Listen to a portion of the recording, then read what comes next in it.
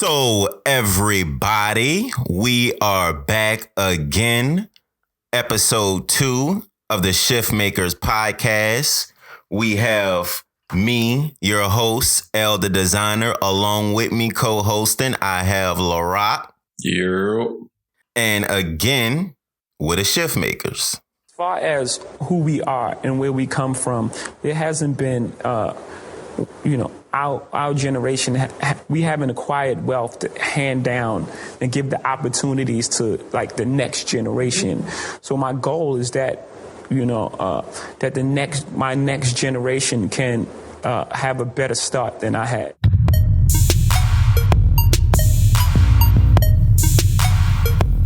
So at the ShiftMakers Podcast, of course, what we are doing here, we are setting up some mental infrastructures for you and everybody that you know to give you all some genuine independence. So with all of that being said, today we're going to be getting into something I'm actually pretty excited about. And before we hop into that, how you doing today, bro? How you doing? Doing good, man. It's been a chill day. I can't complain. Another day, still tired of COVID, but you know how that go. I mean, what you mean you tired of it? Everybody tired of it, bro. What you? Exactly. This shit gotta go. And it's like it's getting worse and worse as the days go by. So that shit ridiculous. I mean, you saying it gotta go, but in Biden's America, we know what's. I mean, hey, bro, Trump tried to give y'all some options, bro. Let me just put it like that. He tried to give y'all some options. Like I said, we gonna live with it. That was the only option we got. Yeah, he said that's where we at right now. Bring back the schools, man. Bring back the schools, bro. But that's good. You're doing good, bro. I'm doing good myself. The topic I actually want us to talk about today is something I actually am pretty excited about, honestly, because it got something to do with money. Mm-hmm. I love money. I love ways to make money. I love people that like money. I like people that like spending money. Okay. And I like people that like getting money. So, myself, I consider myself one of the best hustlers I know. You need to drop a clues bomb on that one, bro. I think I might need to give me a whole bomb package. But what I'm saying is, not only am I one of the best hustlers I know, but I also understand the game, like really understand the game. Okay. Now, I'm not talking about just any old game that anybody could pick up from anybody that they know. I'm talking about the game that you got to pick up through experience. So this, of course, can't just be taught by word of mouth. This got to be taught by actually doing this shit. And what I'm about to teach y'all, hopefully, is something you're going to put into your life and actually begin to do. And what we're going to go into is the Black economic structure. If the numbers right, we're going to take flight. The Black economic structure. All right. We're not going to be talking about, we're not just going to be talking about how, of course, Black people spend money. We're also going to be talking about how we feel like we make money and maybe some better ways to make money, because I'm sure there's some better ways. Of course. With all of that being said, what's your view of the current Black economic structure? Well, of course, our culture is dominated by hip hop, R&B, celebrities. So we always see all of these celebrities with, their chains and their exotic cars, exotic lifestyles. And if I'm not mistaken, and correct me if I'm wrong, but a good majority of the Black community would be considered middle class or lower middle class. And the middle class, we have a bad habit of spending our money to impress others. So you in the middle class? Yes. Oh, damn. I thought you was broke like me. Shit. Damn, I thought you was broke like me. Shit. Nah, we ain't speaking brokenness over here. You know how that go to. Nah, fuck with you. We ain't broke, brother. But nah, like I really feel like this whole culture of spending or purchasing things to impress others holds us back a whole lot. And it's deeper than just, seeing celebrities doing it, but just as a culture, our spending habits are horrible. And part of that is due to what we're taught growing up in our parents and parents' and parents' not being taught financial literacy. So you think a lot of it has to do with teaching, or let's rather say non-teaching of financial literacy, basically. Exactly. So I think personally, a lot of people isn't getting taught financial literacy, not just black people, white people, Hispanic people, Asian people. A lot of people isn't really getting taught proper financial literacy, like actual proper financial literacy. I do feel like us as a community, I need to stop saying community. Honestly, we all need to stop saying community, because we not really one specific big community. We like one, probably like 30 communities all in one black culture. But let's just say black people, I guess, or black culture or whatever. I like what you said, black culture. So in the black culture, I do feel like, as you just said, we definitely don't have proper spending habits, and that's actually our downfall. Not only that, but we don't necessarily know proper value. I feel like that's probably our biggest downfall. We don't know proper value, and by value, I'm not meaning value as in money. I'm meaning value as in literally everything. So I'm talking time. I'm talking about how you go about the business of actually supporting each other. All those things are value. But if you don't fully understand that, if you don't fully understand value, then that's going to be the problem itself. So the first thing I honestly want us to get into when it comes to understanding, I guess you could say, black economic structure, I want us to talk about household incomes. I feel like, of course, before you're able to, spend money on bullshit, you got to at least have some type of income, right? Right. So I do feel like a lot of people don't really know. A lot of people really isn't aware of a big difference in black median household income and white median household income. And these little statistics that I'm about to give you throughout the rest of this episode really isn't to put black people in a position where they feel like victims, or black people in a position where they feel like I guess you could say the world is against them, to the point where they can't make money, or they can't do this or can't do that. But it's more so just to put things in proper perspective of, okay, this is the problem. How can I find a solution? So first thing first, let me tell you what I'm getting my information from comes from AmericanProgress.org. I'm going to just go ahead and give you that credit. And first thing that they tell us is, actually, let me get my little reading voice on. I don't think y'all heard my reading voice before, so I got to make sure, I'm sounding good, because I don't want, make it seem like I can't read. Exactly how... You don't sound stupid. Wait, what you about to say? I sure hope you don't sound stupid. I know. But I ain't gonna lie, me either. So, exactly how bad is the wealth gap between blacks and whites? According to 2016 Federal Reserve data highlighted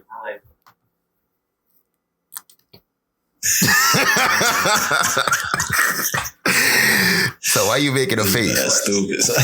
All right. Let me finish my reading voice, bro. Go ahead. My fault. According to 2016 Federal Reserve data highlighted throughout this report, there are several key drivers perpetrating the considerable wealth gap between white and black Americans. Blacks own approximately 1/10 of the wealth of white Americans.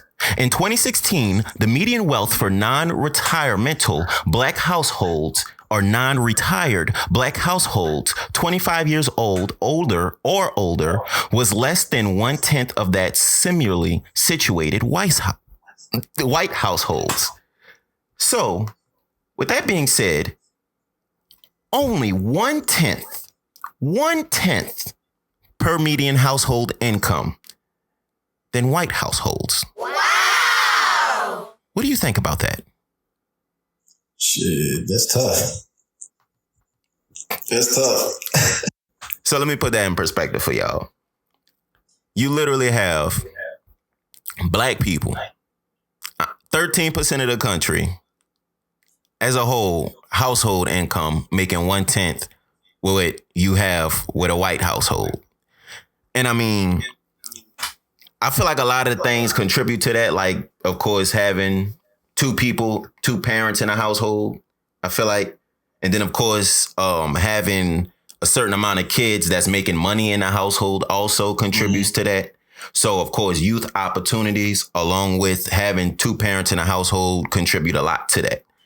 I do feel like as far as what we know with economics, as far as black people, we're not too, I don't want to say we're not too aware, but I don't feel like we are as strategic as we should be with how we plan out our futures as far as making money and household income. Like, in all seriousness, you 23, I'm 23. How many times you asked yourself, what do I want my household income to be when I'm 30? Well, honestly, I don't necessarily, and I guess I don't look at it that way.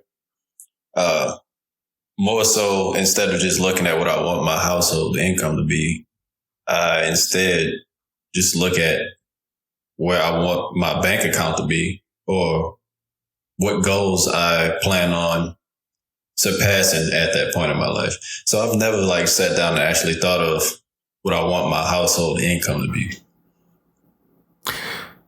I mean, nobody has. Well, I won't say nobody has. Most people haven't. And that's kind of the issue.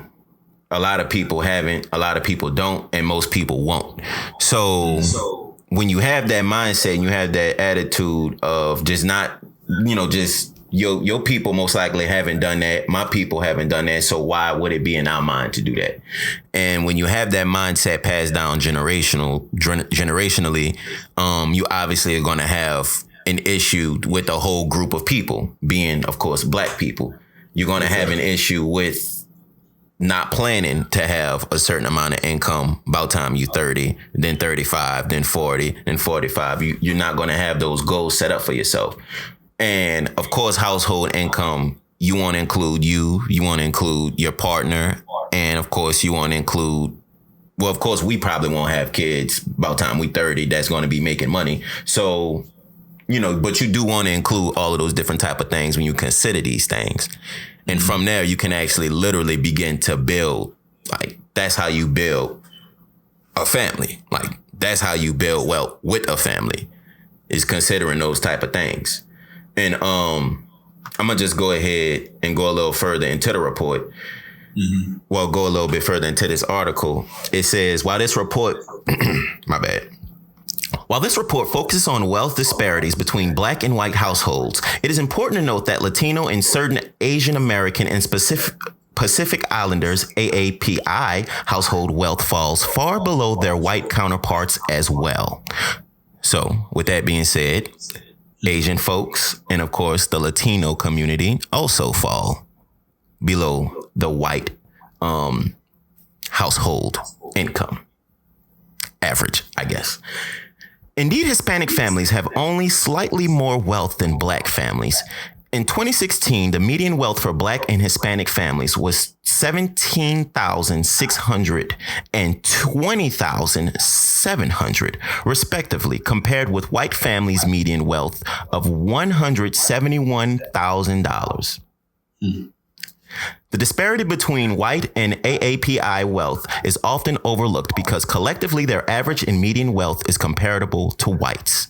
There is, however, significant wealth inequality amongst AAPI households. This report offers solutions to address the distinct issues that exacerbate the black and white wealth gap. Hey, bro, I don't mean to jump off of the topic, but have you ever seen Sorry to Bother You?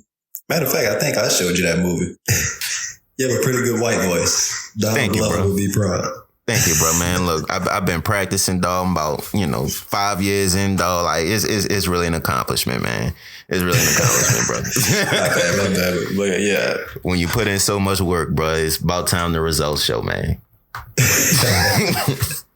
But going back to this, like, it's really crazy just to say that out loud, that black people, I won't say black people, but it's in our culture to accept having $20,000, $17,000, $30,000, $40,000 be our household income and us just being comfortable and fine with that. Meanwhile, our white counterparts have $171,000 as their average. Wait, and I don't mean to cut you off, but let's consider our word in here, because in my opinion, I don't feel like they're necessarily comfortable with making that much. I feel like they don't know any other way to make any more money. They don't have the education to make even more money.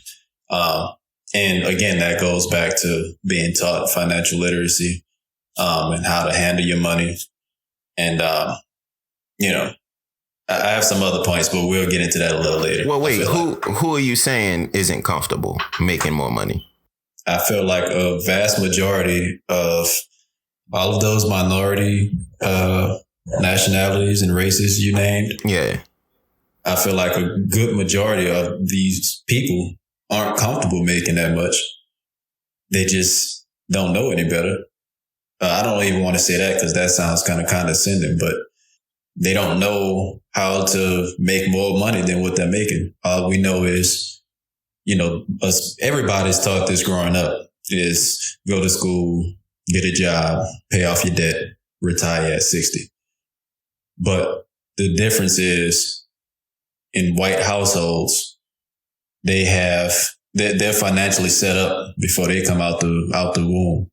So they're already, okay, well, let me let you get ahead and we'll get into all that. Well, no. It's not that. Let me pause you right there, because a lot of, I don't want to say a lot of white households, but you'd be shocked to know the vast majority of white households isn't actually set up when they come out the womb. Okay. It's really, and that's kind of something that I do like about what we're doing and what we're offering. As far as the ability to help people think for themselves. It's really shocking to know that a lot of people, as far as black people, I'm saying, we get so caught up in seeing white people and what they, how they all set up. And we think that's every white person, when it's really about class. It's not really about race, but it's really about class. Like, if you set up, I'm talking about me and you. If me and you set up and our parents are like a lower middle class, and we have some white people that we know in school that may be a class below us, poor, they obviously, I'm talking about their parents, those people parents, they obviously wasn't in a good position. And 9 times out of 10, the parents above them, the generation that preceded them, they most likely wasn't in a good position. So just like a lot of things that we complain about getting passed down, they also, have negatives getting passed down too. I'm talking about as far as not having financial literacy. The big thing that, of course, sets us as black people back is not only, the thought of just being, say, put behind the 8 ball. Like we normally get taught that we always put behind the 8 ball, and we got 2 out of 3 strikes already just because we black or whatever. By us being taught those type of things and us also not knowing financial literacy, you now not have the ambition to learn because you taught that you know, put behind the 8 ball and you kind of damned if you do, damned if you don't. And you also not taught financial literacy. So you now, instead of, if you want to look at it as a race, if you now have a white person running, have a head start running, and you say wait 5-10 seconds and you now start running, the reason you waiting 5-10 seconds is the combination of those two things. Because of course, you not having that financial literacy, and of course, black people being trained to be victims. So let me ask you this then. If that's the case, because I know it's easy to, you know, the lines can be blurred between classism and racism. And that was kind of a big thing when people, or when the country as a whole kind of, you know, put a scope on this system itself and whether our system is racist or if it's classism. But if that's the case, then what do you feel attributes to the large gap in the median household income between whites and minorities? So I think the big thing that attributes to that is, well, for one thing, if you want me to be truthfully honest with you, having 2 parents in a household, not saying that all black people don't have 2 parents in a household, because obviously I know a lot. I mean, we necessarily didn't have, I'm talking about both me and you, we necessarily didn't, you know, go home and have both our mom and dad in the household. But I do know some black people who do. But when you do have that type of dynamic, obviously you have a man bringing in a vast amount of money and a woman bringing in a vast amount of money. Mm-hmm.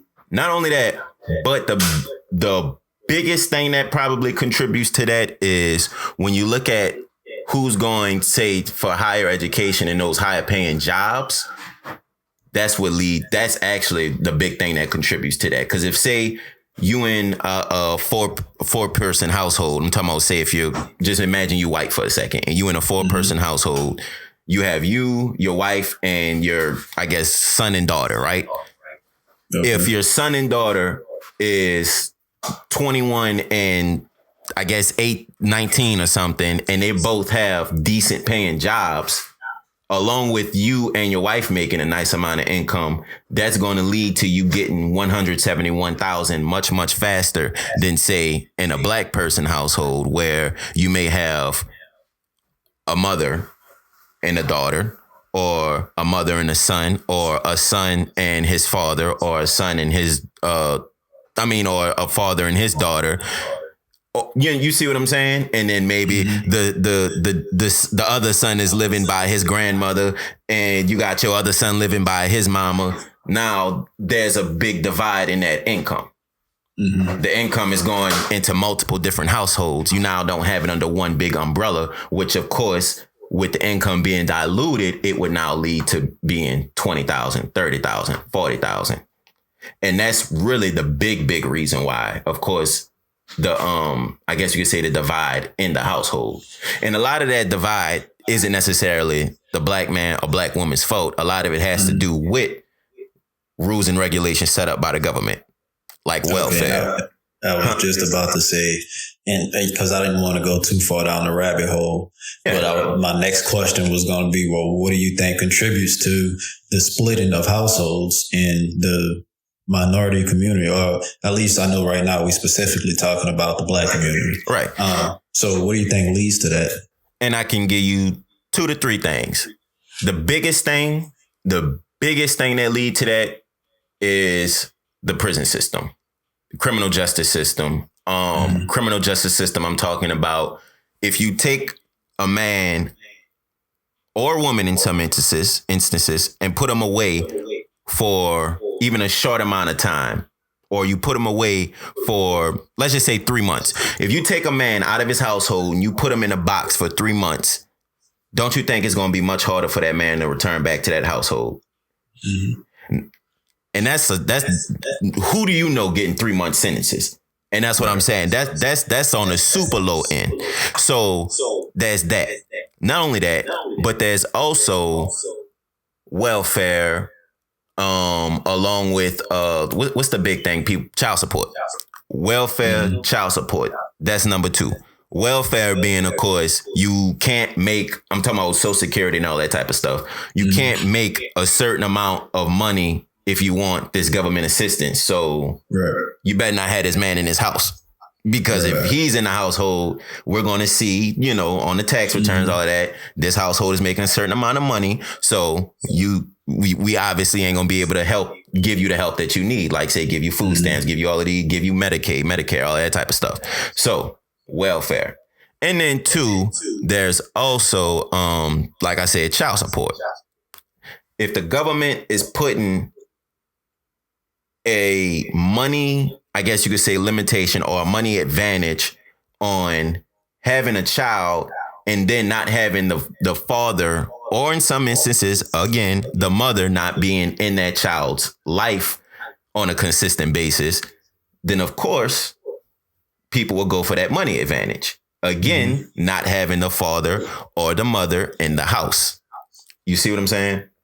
So, and again, I don't want to, you know, go too far, get too far away from our main topic. Well, no, I like this.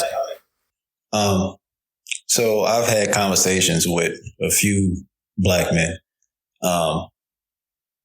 specifically, you know, at my barbershop, and they've expressed the view that, and most would consider it a conservative view, but they are very heavily against their tax dollars going towards welfare, specifically like you were talking about with, you know, assisted living and all that, because it directly attributes to single mother households. Yes. And it incentivizes them to stay in that environment. And it incentivizes those exact men you was talking about not seeing their children. Now, I'm not saying it incentivizes them to not see them, but it incentivizes the mother to maybe be a little bit busy on Saturday and maybe be a little bit busy the next Saturday. And, oh, well, if you're trying to see him next Saturday, you got to tell me a little bit more ahead of time. You see what I'm saying, bro? And this is where it kind of gets deeper when you start to look at the Democratic Party and how they always gunning for the black vote. Yes, sir. And it's like, it's now we talking. And yeah, so now, you know, it kind of gets a little deep. And I'm glad, you know, we kind of took it here, because this is something I have wanted to talk about. Because again, I've only ever talked to you know, in the barbershop about it, but it's an interesting dynamic that we have in this country. It really is. And I actually, and the only reason I'm pausing you, because I don't want you to, you know, take it a little bit further. I actually want you to stay exactly where you at. The Democratic Party, one of their main initiatives, every single election, of course, is to rally up black people, in particular black men, because black women, you don't necessarily need. All right, so let me explain. You won't necessarily need to go out and campaign to someone that you know you're going to necessarily have their vote already. So Trump isn't going to go to Louisiana to campaign. Trump ain't going to Texas to campaign because he know he has Louisiana and Texas in his back pocket already. But he's going to go to Pennsylvania. He's going to go to Ohio and all them switch states, basically. So the Democratic Party isn't going to be campaigning to black women. Why? Because ain't no black woman going to vote for Trump, bro. What? You see what I'm saying? Why? Because everybody... It ain't, you know, I'm not trying to make it seem like black women have their mind sold on being Democratic, but it's traditionally, if you just look at the numbers, black women are much, much, much, much, much more willing to show up to the polls compared to black men. And if they're showing up to the polls, that mean that they're voting. And if they're voting, that mean that they're if you look at the numbers, 9 out of every 10 women is voting Democratic. Black women, I meant to say. So I'm just saying all of this to put it into a perspective with the numbers game, to show you that black men is literally who the Democratic Party is always campaigning to. That's why you see Black Lives Matter on the NBA court. And then right after that, like I was explaining in the last episode, my bad, right after that, as I was explaining in the last episode, you'll see a Joe Biden commercial. Right. After, the finals game or something, or in between the finals game. So again, because they're trying to campaign to those exact people, they're trying to say, all right, we already gonna have black women show up to the polls, but we need these black men voting because they don't like to vote. So we need them to get up and vote. It's crazy. It's crazy how much of a deep dive you can get into just our system as a whole. The main thing that I've definitely had a problem with since I've been able to vote is how the political system basically caters to just Democrats and Republicans. And it's like, you damned if you do, you damned if you don't. This is where, I wish some third party candidates could actually make a decent run against these bigger candidates from Democratic and Republican parties, because I always press the issue of, I can't say I'm a Democrat. I can't say I'm a Republican, because I have views that I agree with from both sides. I have views that I disagree with from both sides. So, like I said, that's another conversation as far as the whole system, political system, and just the United States as a whole. But yeah, it's an interesting dynamic that we have with that Democratic Party.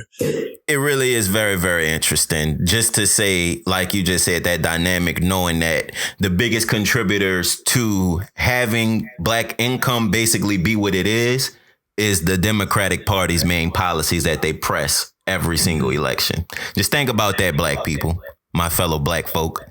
The Democratic Party's main policies that they push every single election, local or federal, every single election, is the policies that's holding us back. But they want us to go vote for them every single election. We're not trying to persuade you to vote Republican or nothing like that. But it's just an eye opener, because a lot of people just think the Democratic Party is all for the black people and they're here to fight for us. And we still in the same position we've been in for years now.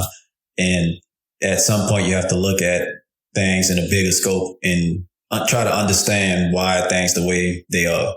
Yeah, and it's really no secret why in every major city across America, you literally see what you see.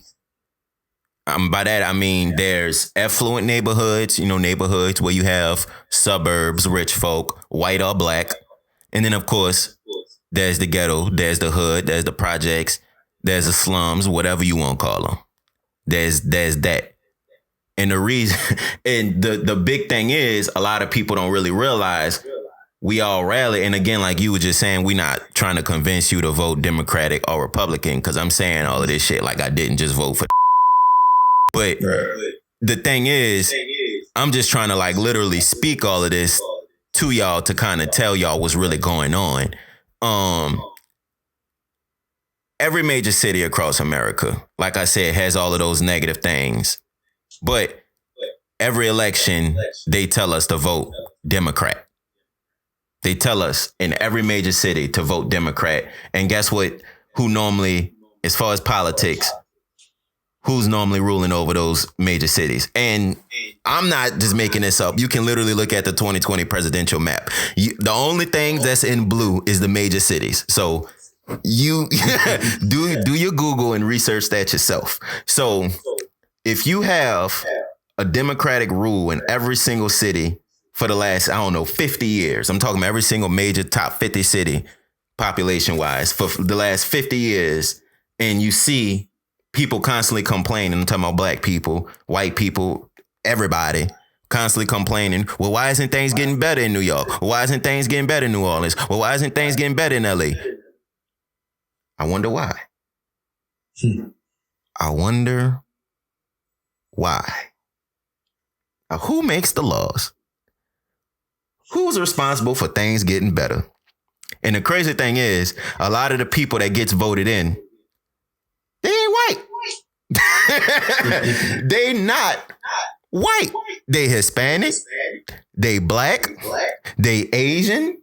They ain't white. in these major cities, bro, a lot of these people, man, a lot of these mayors, a lot of these city councilmen, a lot of these representatives, they is not white. So we really have to think, okay, what do these people stand for? Not if they just look like us, but what do they stand for and what are they going to do to actually help me, help my children, help my wife, help my husband, help all of these people that I care about and actually help me reach the goals that I want to reach. See, like, we need to really start being selfish with our votes as far as start thinking, how can we get leverage with this? Because I don't know if y'all aware, that's kind of the only semblance of power you really kind of have in a political game is your vote.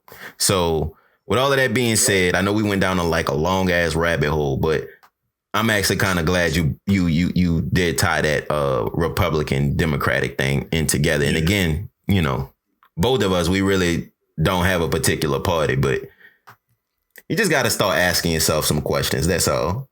You know what I mean? Yes, sir.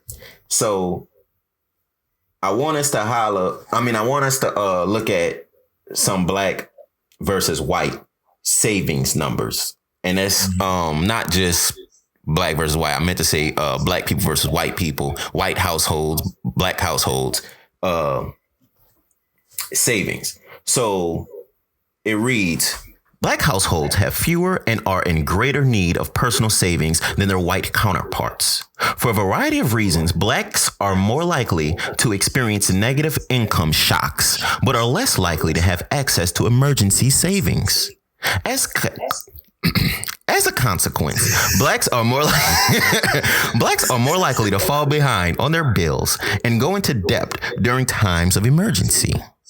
So that tells us we don't really have security. We don't really have a foundation of, I guess you could say security as far as what our finances go. So we kind of have one layer. A lot of our households, I'm talking about, of course, in a black culture, is one layered. So once we go through that one layer, you're shit. Right. I mean, shit, what can you say? I mean, yeah, and you know, and that's kind of why I asked earlier, and I wish there was, and maybe there is, I don't know, I haven't looked it up, but that's a statistic that breaks these things down by the classes and compares them in each class.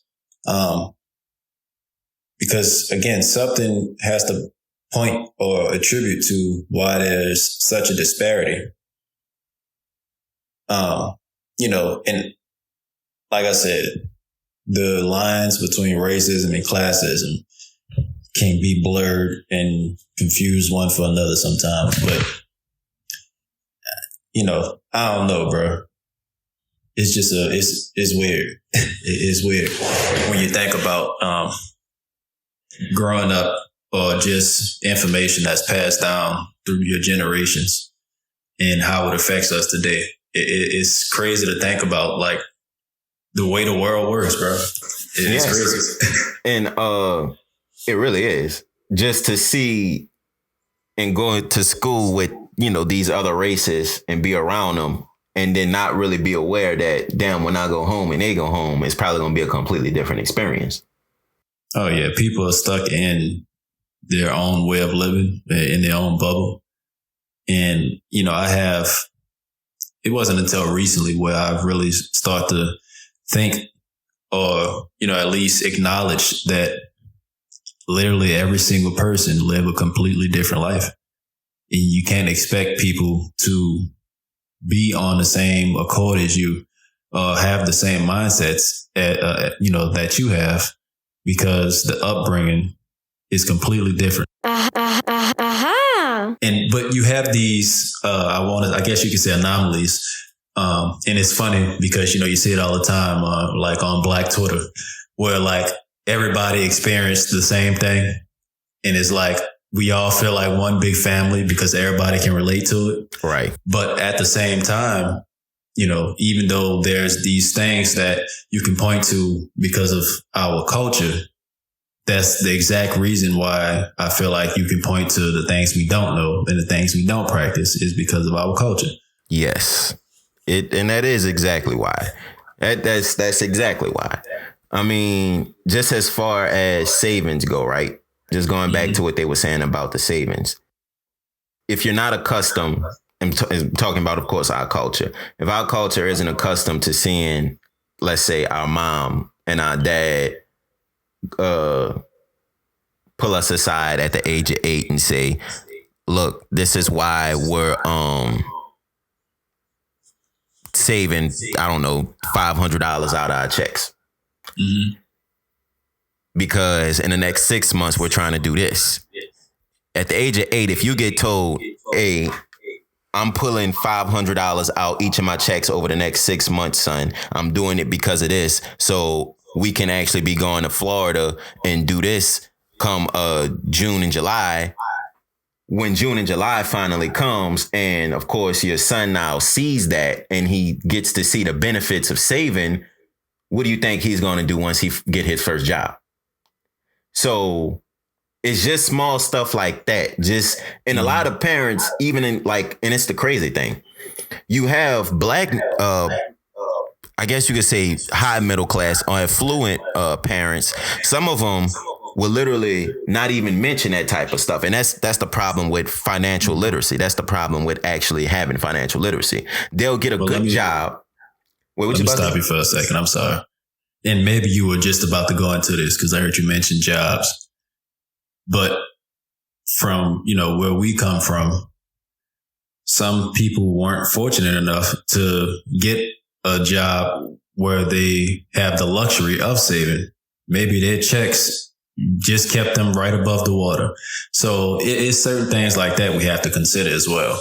But continue with your point, because I think you were going in that direction. Well, I kind of was, but I'm a bounce back to that point. So remind me of that. But the point I was going into, I was saying is, you get a job. I'm talking about these affluent people. So we in another class. We're in, I guess, the high middle class, right? So You got a black family, a black mother, a black father, and both are pulling in, let's say, I don't know, $75,000 a year. So now your median household income is $150,000 a year. So you have that number, but both you and your wife, I'm talking about the father and the mother, y'all's parents was poor. So both of y'all grew up in poverty, and y'all don't necessarily have a full understanding of financial literacy. So you now, in turn, you get a good job with money, and you now spending it. You learn, you know a little bit about saving. So you're saving it, but you're not necessarily telling your son and daughter how to do it, because again, you just know the process. You don't necessarily know the verbiage. So it's hard for you to explain it to your children, the benefits. It's hard for you to explain and have the vision of knowing that, oh, if my child sees me doing this and understand while I'm doing this, and when they see the benefits, they'll probably want to do it too. If you don't have that in your mind, and you and your wife, y'all just going about the business of just putting money in the jar without ever telling your children about anything, now they're not getting the full benefit of, again, financial literacy and having the benefits of actually seeing money grow. So now they, in turn, are at risk of being just like the generation that came before you, your parents, who, again, was growing up in poverty. Because now they could, in turn, be those kids that we always hear about, living with their parents, munching off their parents until their parents finally kick them out the house. So you have a lot of that going on in a black culture, because there's, again, some parents who don't know financial literacy themselves. So when they finally get money, they don't necessarily know how to talk and train others on money. And then, of course, you have that other dynamic, which is what you was just bringing up, where, you may not be fortunate enough, or you may not have the drive enough to actually get the job that you may need, or your family may need to put you in the next class, quote unquote. So In that position, you'll have, say, a father and a mother making, I don't know, $25,000 a year. So you now have a median household income of $50,000 combined. In that situation, I mean, it's not the hardest thing in the world. Like, I don't want to make it seem like it's impossible to live off of, but it's extremely hard to live off of just making $50,000 a year combined. And in that situation, of course, if you have kids, now they're not seeing the benefits again of you saving. They're not seeing the benefits of you. They're probably seeing you struggling paying bills. So again, you now is in that situation of perpetually being broke, perpetually being impoverished. So both of those scenarios, and I know I've been kind of rambling a little bit with that, but both of those scenarios, you pretty much have the same result. You see what I'm saying? You have a middle class, and then you have a poverty household, but both their kids may land in the exact same pit. Right. And that's what I'm saying. That's kind of the problem with saving and how we go about the business of saving. So for those who are kind of able to save, they don't necessarily teach. And those that can't, I mean, they pretty much, they kind of can't, and they don't have the drive to figure out a way to do it. So let me ask you this, and this, everything usually, comes back to these broader questions. Where do you start, or where will we start as a race to begin combating or to turn the curve, make the change and in the right direction? And of course, I feel like if that question was easy to answer, it would have been being done by now. But, it's something to think about. Where do we even start? And I am glad you asked that question, because honestly, it's the most simple solution in the world. It's the easiest thing you can do. Easiest thing in the world. We all taught it at the age of 2, maybe 1. Mm-hmm. And that simple thing is talk and communicate. Talk and communicate.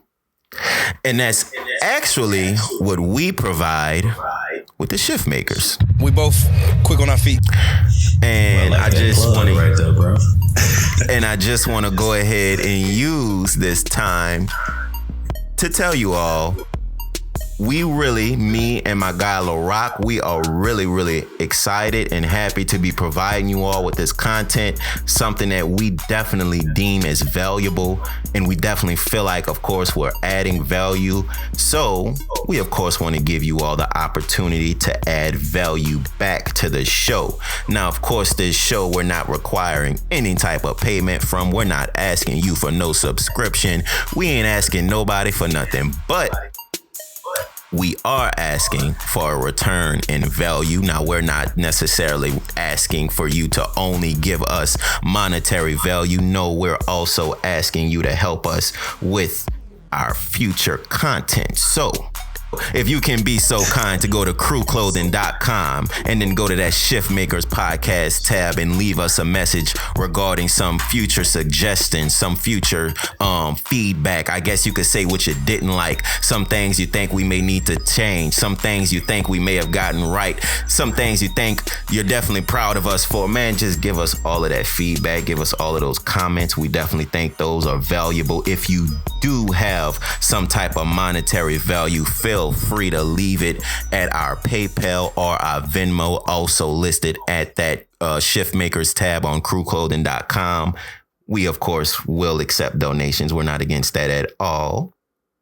And however, the biggest way outside of course, those other 2 ways to leave value is just listening all the way through and telling someone else about us.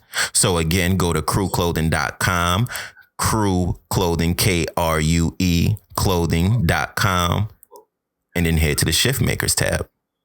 And also listen to our previous episode.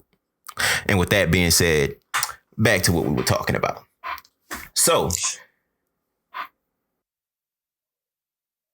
you were saying the best way is to talk and communicate, and like you said, with us being taught from 1 year old, that's the basic way how humanity progresses, is we talk and we communicate and we teach each other. And that's the only way to really move forward.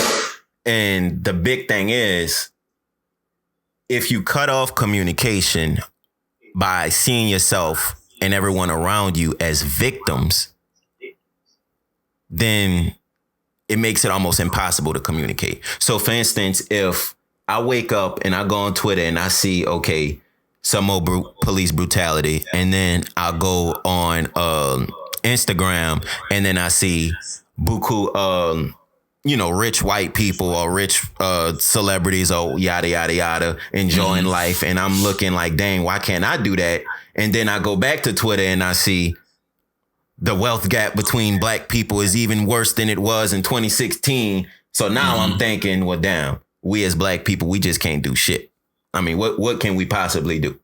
If that's my mindset, when La Roc finally comes to me and try and holler at me about financial literacy, my mindset gonna be, I don't give a fuck, bro. Like we down from the start, coming out the womb. We gon', you see what I'm saying? My mindset like that is gonna be hard for me to actually listen to what you saying. And if I'm not listening, it's impossible to have conversation.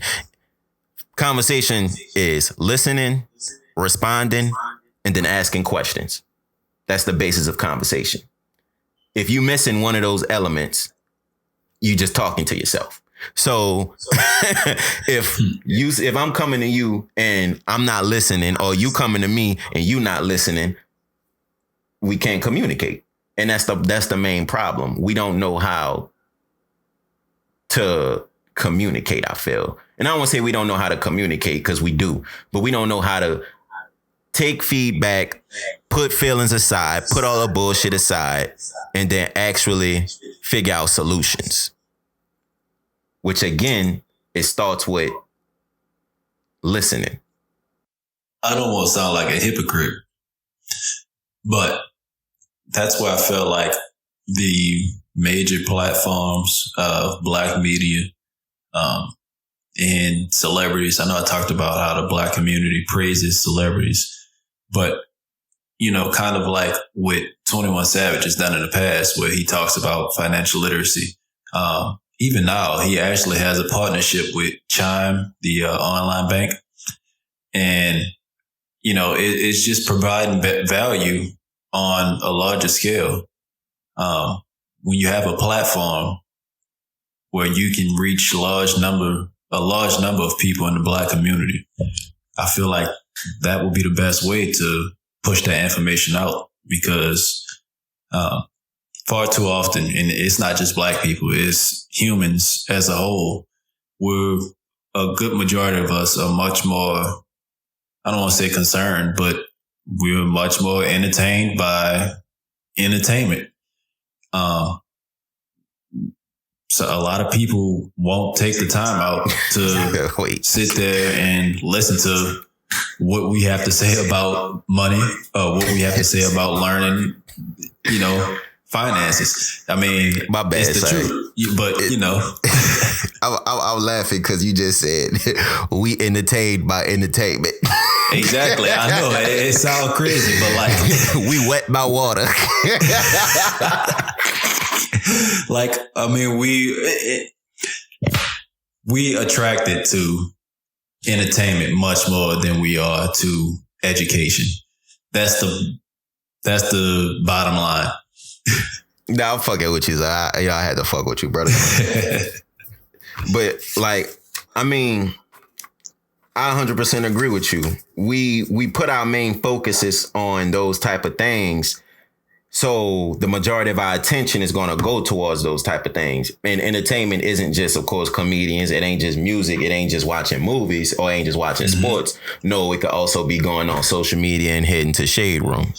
5 years ago going on World Star.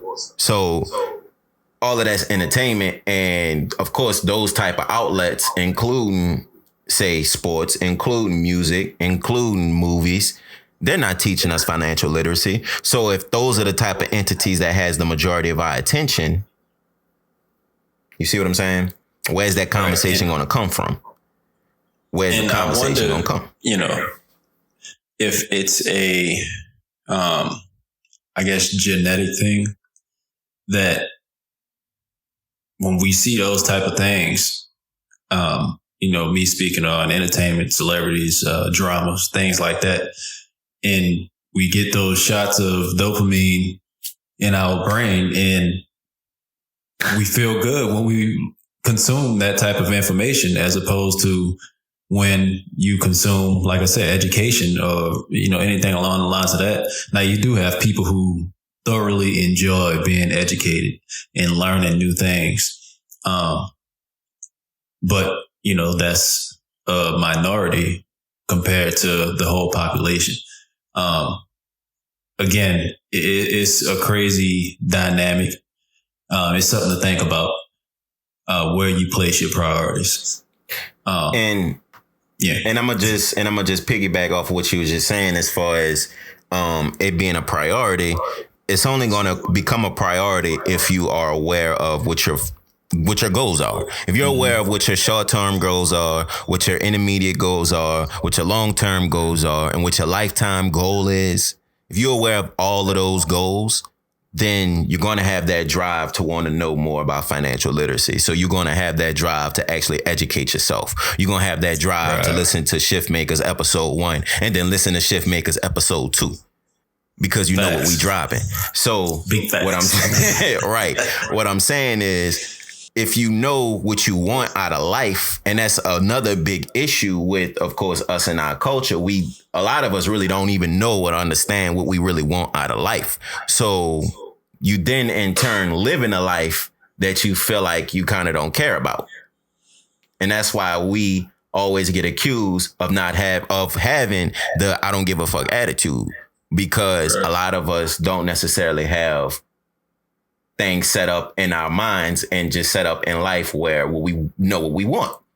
And a lot of it isn't necessarily isn't other people's fault. It really is just our fault, and maybe our parents' fault, or maybe our, you know, just people who've been around us fault for not, you know, telling us and making sure that we have those future type of things set up from just being a kid. Like, if you're a kid and your people tell you to set these type of things up, by the time you a teenager, you most likely going to have different goals.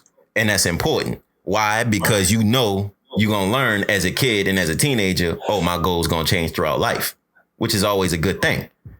Because as long as you're striving for each of those goals, 9 times out of 10, you're going to be in a better position than if you wasn't striving from the jump. So if you take 5 years and you work towards a goal of being a millionaire, I guarantee you, once that 5th year comes, even if you're not a millionaire, you're going to be much more closer to that $1 million than if you didn't. Right. So that's why it's always important to set up these type of goals ahead of time, set up these type of goals at a young age. So if that 5 year come and you ain't a millionaire, now your next goal might be, all right, well, let me just catch 100,000 in a year. And you maybe might get close to it. And then the next year you may double that or triple. You see what I'm saying? So you're going to now figure out ways. All right, I didn't necessarily fail at my goal. No, I now picked up things that's going to help me reach my next goal. So a lot of us don't look at the shit like that. But once we do start doing that, and once we do have those type of attitudes of looking forward to our future, and that's the big thing, again, getting out of that victim mentality, you start looking at your future and looking forward to your future, then you're going to start wanting to build for your future. Right. And I just want us to actually, and I ain't trying to like completely switch topics or anything like that, but going back to what you was just saying about the wealth gap and how people think compared to what we see with celebrities. And I want to actually just stick with, of course, black celebrities. I'm talking about black actors and actresses. I'm talking about black musicians, and I'm also talking about black athletes. I just want to read some stats off to you right quick. Okay. And we're just going to look at some of the best, I guess you could say some of the more well-off actresses and actors first, right? So we talking Halle Berry at 90 million. We talking Queen Latifah at 70 million. We talking Gabrielle Union Wade at 40 million. Kerry Washington at 25 million. Regina King, 12 million. Tyler Perry, 600 million. Will Smith, 300 million. Samuel L. Jackson, 250 mil. Denzel Washington, 250 mil. Martin Lawrence, 110 mil. And those, of course, are the wealthiest black actors and actresses. Moving forward, and before I take a little break, let me just read off all of these to you right quick. Moving into the Forbes highest paid musicians that are also black. We looking at Diddy. We looking at Diddy making $133 million last year, according to Forbes. We also looking at Beyonce making 105 mil last year, while Drake pulled in 94 mil last year. The Weeknd pulled in 92 mil. And what Jigga at, bro? I mean, I don't see nothing about Jigga, but I guess he in a whole different bracket. and Kanye. Yeah, him and boys. Both them boys must be in a whole different bracket. So I guess they in a whole separate lane compared to these other niggas. They like, man, look, we ain't gonna even put them on this list. Mm-hmm. So next thing we're gonna be talking about is some athletes, and these are, of course, the highest paid black athletes. We talking about, and this was, of course, last year, 2019 numbers. So I know Patrick Mahomes just got probably the biggest contract out of any black athlete ever. So he ain't gonna be on this list. You got Russell Wilson, who just signed a $140 million contract extension, who got paid 35 mil last year. LeBron, of course, who got paid, 92 mil last year, that's including endorsements, right? Yes, I was about to say including endorsements and, of course, his contract salary. We got Steph, who pulled in 42 mil last year. Kevin Durant, who didn't play pretty much a second over the last 12 months, pulled in 64 mil last year. 65 mil last year. And then you got Tiger Woods, who pulled in 54 mil last year. So pretty much you got three basketball players, a football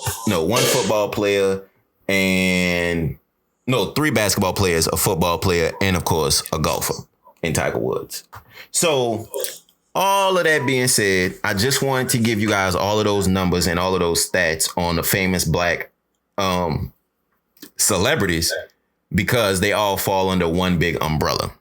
They're all entertainers. So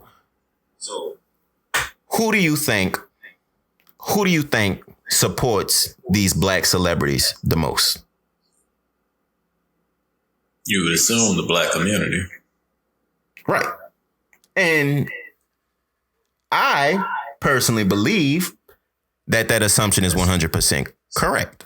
Mm-hmm. So if you have black celebrities getting supported by the black community, and black celebrities, of course, account for the overwhelming majority of black wealth in America. Mm-hmm. So the majority of black millionaires, 9 out of 10 are entertainers. The majority, almost all black billionaires are almost all entertainers. So with all of that being said, if the people who has the majority of the money in our community are all entertainers, and the people who support them are the people who pretty much is kind of struggling in the community, it makes you think, why do we feel like we need to continue to support these people as much as we do? It makes you wonder why in the world, and it's not necessarily blaming LeBron and all of them for black people problems, because that's not the case. There's no reason to do that. It ain't, their fault that black people in the position that they're in. But what I'm saying is, why do we feel like if we want to make a lot of money, we need to go down these lanes? If we want to go about the business of making money quick, quote unquote, or making money in a fast, hard way, we have to go down these lanes. We have to play ball, rap, play ball. And then, of course, if you super talented, I don't want to say super talented, but if you like a different type of talented, you probably may get a movie role or like a, show role or something. So, it's just like knowing that you only have these different type of options. I won't say knowing, but assuming that you have these very few different type of options, it makes you think, all right, from the age of 0 to 18, I need to try my hardest in one of these lanes. Because by the time I turn 18, and if I'm not getting scouted by, a fucking top 4 school in the country or top 5 school in the country, it may be difficult for my NBA dream to come true. Or if I'm not getting scouted by one of the top football schools in the country, it's going to be hard for my football dream to come true. Or if I'm not getting, calls from Tyler Perry manager, it may be hard for my acting dream to come true. Or one of Tyler Perry's producers, let's say. Or going in the other direction, if I'm not looking for a record deal or looking to, of course, talk bad about people in my community in a rap song, it's going to be hard for my dreams to come true. So all of that, it really makes you think, well, damn, if I'm going to try my first 18 years of my life to do one of these type of things, and I realize that, 18, all right, I'm not there, then where I go? And that's why a lot of black people, I won't say a lot of black people, but a lot of people in our community, we know them. That's what it is. Like their goals from the minute they're a kid to the minute they realize those goals probably won't happen is to do one of those things, being in entertainment. And once we realize it's not going to happen, you kind of lost. And now all of those years that you maybe was supposed to be preparing for something realistic in life, you now kind of lost it. So now that's interesting, bro. I never thought of that. So now you kind of settling for some bullshit. And now as you settling for bullshit, you now repeating a cycle. Repeating a cycle of not, knowing, of not being prepared to, of course, build, I guess you could say, and you now caught up. And by caught up, I'm not necessarily meaning, you getting shot at or, you beefing with somebody or you going to jail or something. No, I'm literally meaning you getting caught up in generational curses, I guess you could say. Because of what you basically grew up trying to do. You grew up trying to strive to be one of these type of things. You grew up trying to be a rapper your whole life. So, it's hard to do these type of things. Or you grew up being an actor your whole life. So now it's hard to do these type of things. And it's not saying that those type of dreams can't happen, because they definitely can. But what I'm saying is when you have a classroom of 20 people and 10 of them want to be entertainers and the other 10 want to go down the other 100,000 lanes of life, what you think going to happen for those 10 that want to be entertainers, and now 5 of them realize that it's almost impossible for them to do it? Right. And so that's when it becomes a problem, because we the only culture where our mindset is kind of sold that we have to do one of these type of things to get bread. Well, we have to do one of these type of things in order to be well off. Well, we have to do one of these type of things to break a generational thing that we got going on. When in all actuality, there's different lanes. What you about to say? I was about to say, I'll say at least now more than ever. And I love the direction that we are going in. A lot of people are entering the entrepreneur lane. And I think that's great for our community, because now at least people are dipping their toes into learning about business, because of course with business comes financial literacy. So I feel like our generation, we're taking a step in the right direction. Like I said, by a lot of people wanting and having that desire to start their own business. Right. And the resources that we have today make it easier than it ever was to reach those goals of being upper class. And what are those resources? Internet. I can leave it right there. And that alone is the biggest resource right there, the internet. You can literally learn anything on the internet. You can buy anything. You can reach your audiences on the internet. Everything that we know, especially now with the circumstances with COVID, literally 80%, and I'm just throwing a number out there, but I feel like 80% of business is moving to the internet. Brick and mortar is becoming obsolete. I mean, I 100% agree with you, bro. Like, people obviously is having more opportunities to go down those, I guess you could say, extra lanes outside of course, entertainment because of the invention and development of the internet. I feel like a lot of people have the ability to collaborate now. Mm-hmm. And that's honestly what I do feel like. Honestly, what I do feel like is something completely different than maybe what we had, I'm talking about as a culture, beforehand. Collaboration wasn't as accessible.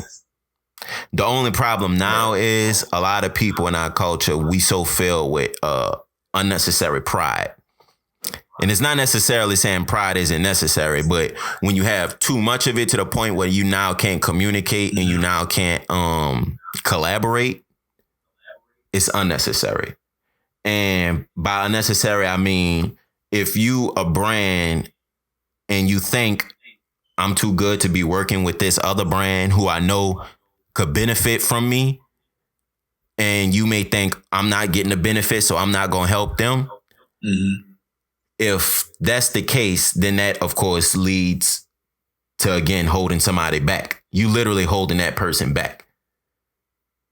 And that is what I mean by not having that sense of collaboration because you have way too much pride. And I feel like a lot of that has to do with, you know, just how we trained when we get success. We get trained to go about the business of having success, then leaving everybody behind and just saying, fuck it. Y'all go do what y'all need to do to get to where I'm at. Wow. And everybody always say, I ain't going to leave my homies. I ain't going to leave my partners. I ain't going to leave yada, yada behind.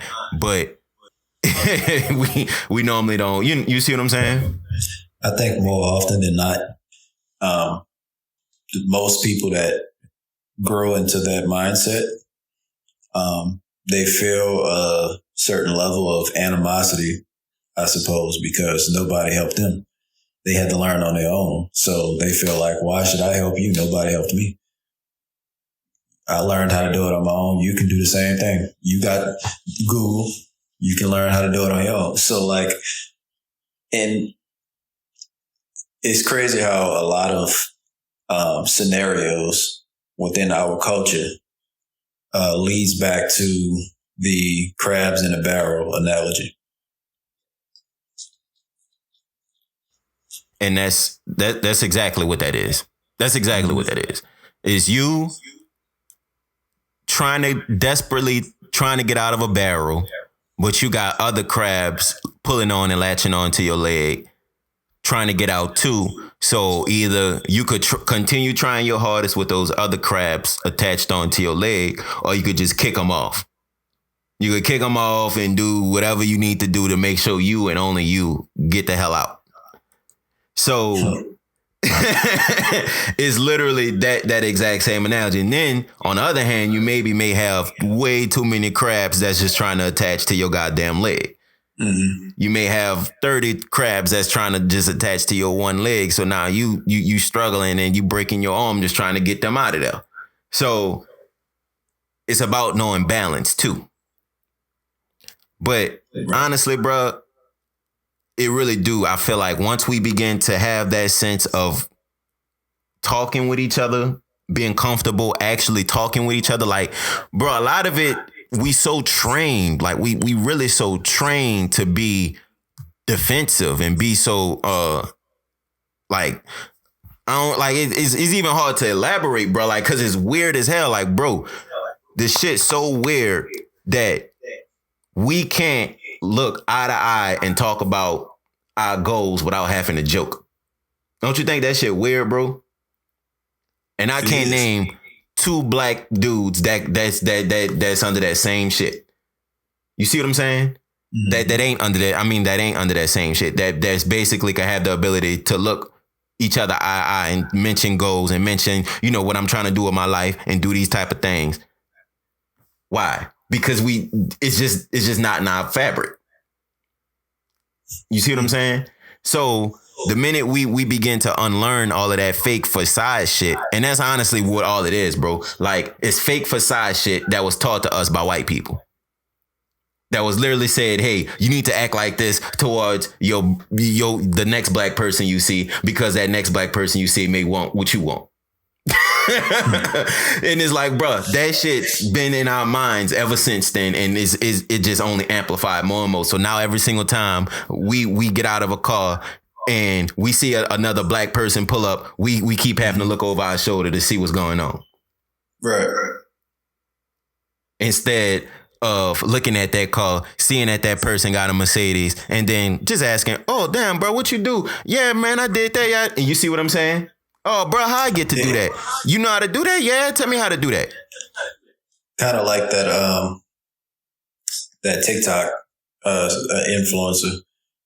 He literally stopped people in their exotic cars, and he goes up to them and asks them what they do for a living. And if you read through the comments, a lot of people repeat the rhetoric, and that a black person couldn't just walk up to these people and ask them what they do for a living, because the stereotype of a black person approaching you already have that fear in your head before it even happens. So, yeah. And the crazy thing, and it's not even like, it's not even the person you approaching having a stereotype. It could literally just be you. It could literally be you saying, damn, I can't walk up to this person and ask him how he got that, or ask her how she got that, because if I do, that person may think of me as weird. That person may think of me as a weirdo for going up to them, asking them a very normal question that white people ask each other all the fucking time. You see what I'm saying? So just that thought alone, when it creeps in your head, it prevents you from asking a question that may change your life. And bro, like, look at it that way. Bro, like this shit's so ingrained in our mind, and it's not by mistake. All of this shit by design.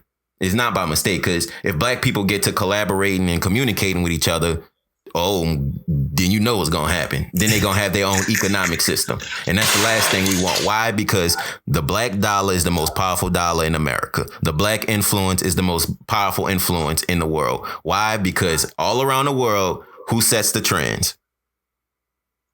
Who sets the trends? Just think about it. Pretty easy question. And that's my point. And that's my point. And then all around the world, who spends the most money?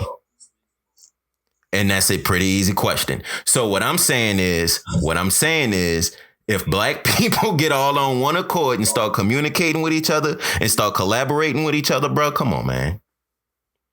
It's the same exact reason why they wasn't trying to teach slaves to read and write, because they know if they read and write, they was going to teach other slaves how to do the shit. It's the same thing going on. Literally the same thing going on.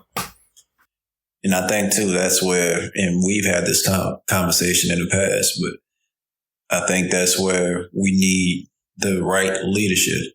And I've heard that echoed by even, larger media outlets, black media outlets. We need the right leadership in place in order for us to start taking these steps.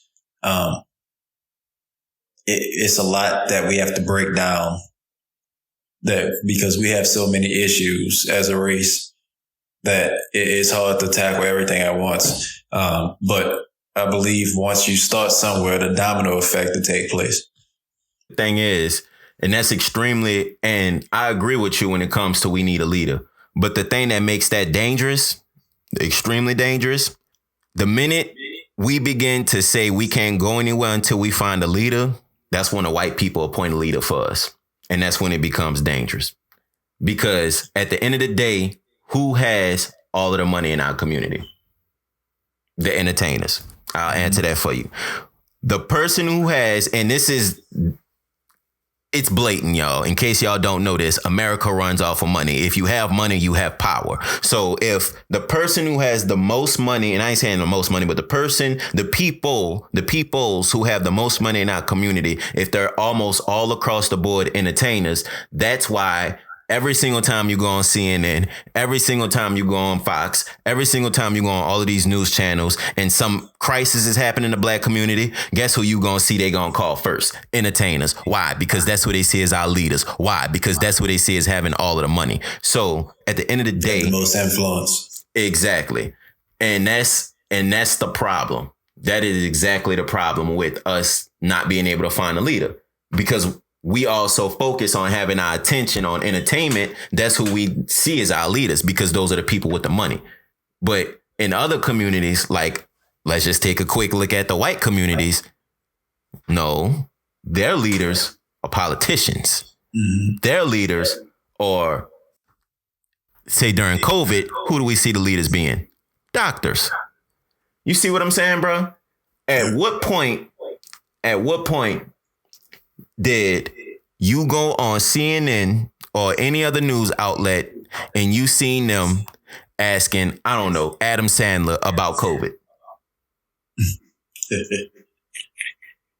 When did you see them asking Jack Black about COVID? Hey, bro, you be cool on Adam Sandler now. When did you see them asking Johnny Depp about COVID? Man, you naming some heavy hitters too. And that's my point. Brad Pitt, all of them. And Brad Pitt, I think, was one of the first motherfuckers that even had it. And they still ain't asking about it. So that's my point, bro.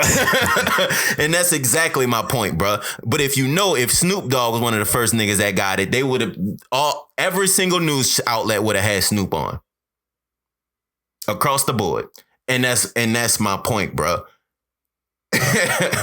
Every single time we try to find the right leaders, they pick our leaders for us. And the way they do that is via media. Because media holds influence. If you appoint somebody via media, you now appointing somebody to hold influence. So does this tie into episode 1 in brainwashing? Oh, bro, all of this shit tie in together. all of this shit, bro, is the American way. It's the American way.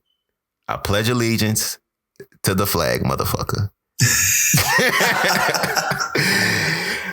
But yeah, bro, it's like, I ain't gonna lie, all of this shit, it could be really like, honestly, if we all sit back and just took, I don't know, a year out of our time, like I'm talking about as a community, like somebody just developed an app or something that's just like Twitter, and we took a year out of our time and all of the black people in the world just joined that one app and we just, collaborated and just talked amongst each other. Literally, after that year, we'll be in a much, much, much, oh my goodness, I can only imagine the space we could be in. Why don't you start developing it? Because at the end of the day, guess what's going on? No, in all seriousness, at the end of the day, the thing that's going to keep that back, and you see it all of the time, the minute I develop that app, and I'm not trying to be negative or anything, but the minute I develop that app and I create something that maybe is exclusive to that app, guess what's going to happen? Twitter gonna steal it, that exact exclusive feature. So if I create a tab that says blacks only, and you have to show some type of proof of identification, you think Twitter can't steal that shit to make sure all of the black people don't leave their app? I know that's just an example, but yeah, that'd be pretty wild. You put blacks only on the No, where you at, bro? That's actually pretty fucking funny. Yeah, bro. Call it only, huh, bro? Niggas said blacks only. But nah, bro, like for real. Cause again, the American way when you see something good and you have the audience and the influence, guess what I won't say you, but guess what they do? I'm going to just say they. When they see something good and they have the audience and influence and money and power already, guess what they do? They steal that shit. Take that shit like a thief in the night. You know a lot. You're not working with the people, right? You're not with the people. It's true. That's why Facebook is ahead of the game. They take what other social media platforms bring to the table and they throw that shit on their app. And it keeps, it makes you wonder, why do I need to go on this app when I can just do it all from here? When I already have 500, 9,000, 20,000, 100,000 followers. Right. When I already have 1 million followers on this app, why would I go to this black app? What? Then I'm going to have to get all my followers? I'm pretty sure Instagram single-handedly made Snapchat obsolete to our demographic. Nobody use Snapchat no more. We can just watch stories on Instagram. Now Twitter finally getting on the train with the stories. What they call them? Fleets. Yeah, fleets. But yeah, I mean, bro, if that's you recall, the name of the game. That's my point. If you recall, just 2 years ago, you couldn't upload videos to Twitter. Twitter had no videos. All it was straight pictures and straight words. Right. Just straight pictures and straight words, bro. And then once Twitter started uploading, having the ability to upload videos and shit, now you have people literally talking about Instagram dying. You see what you see the power in stealing with these fucking companies. And that's what I'm saying. Like, it would be extremely hard to do certain things like that when there's already, it's like starting another fast food company when you're around a McDonald's and then a Burger King and then a Subway on your block already. But yeah, bro, it's crazy in the streets. But at the end of the day, a lot of the stuff can be resolved. A lot of it does have a solution. It all starts with talking and communication. And again, that's with me and my guy Lah Roc.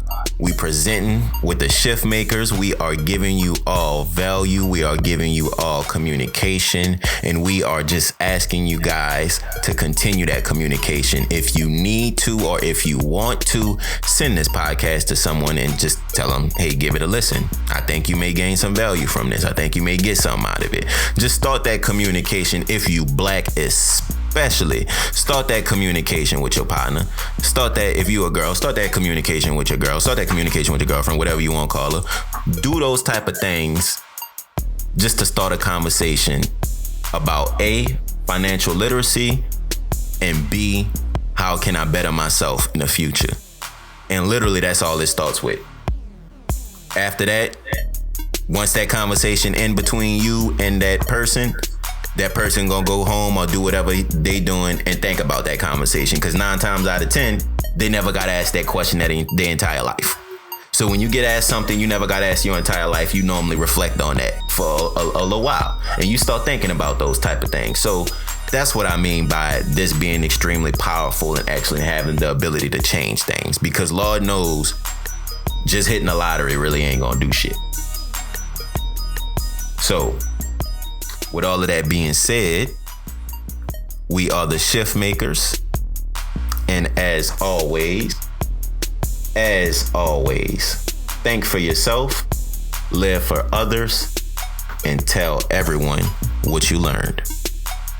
That's all, folks.